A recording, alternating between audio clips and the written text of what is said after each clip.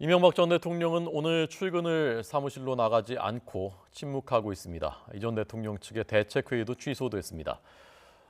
민주당과 자유한국당은 공방을 벌이고 있습니다. 국회 취재하는 염혜원 기자 나오십시오.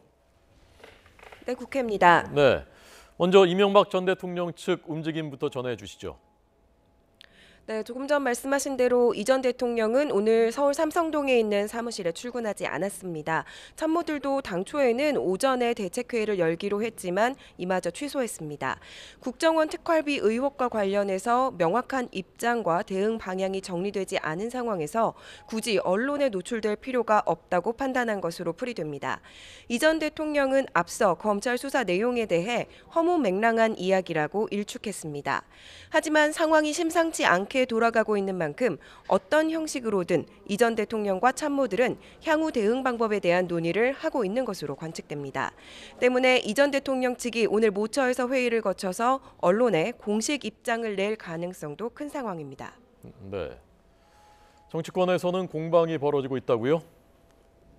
네, 그렇습니다. 입장 차이는 극명하고 상대 진영을 비판하는 수위는 더 높아졌습니다. 더불어민주당은 검찰이 이제 본격적으로 윗선 수사를 해야 한다며 이 전 대통령을 정조준했습니다. 추미애 대표는 이 전 대통령의 혐의가 구체적으로 드러난 만큼 실체적 진실을 고백해야 한다고 촉구했습니다. 특히 김성우 전 다스 사장이 다스의 설립에서부터 인사까지 모두 이 전 대통령이 지시했다고 진술한 점을 강조하면서 부정축제의 적폐를 해소해야 한다고 밝혔습니다.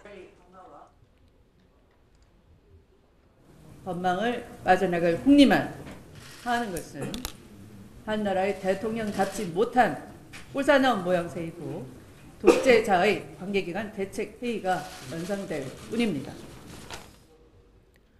국민의당 안철수 대표는 이 문제는 정치적 사안이 아니라며 수사를 통해 진실을 규명해야 하는 만큼 정치 공세를 중단하고 사법부에 맡겨야 한다고 말했습니다. 반면 자유한국당은 문재인 정부가 전직 대통령 모두를 법정에 세워 정치 보복을 하려 한다며 목소리를 높였습니다.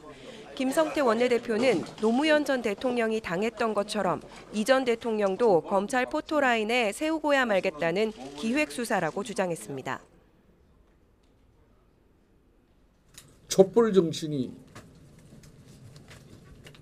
정치보복, 정치보복, 인사보복을 위한 촛불이었는지 되묻지 않을 수 없습니다.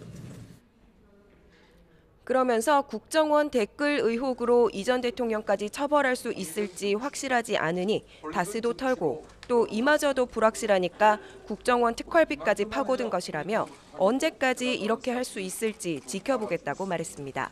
지금까지 국회에서 YTN 염혜원입니다.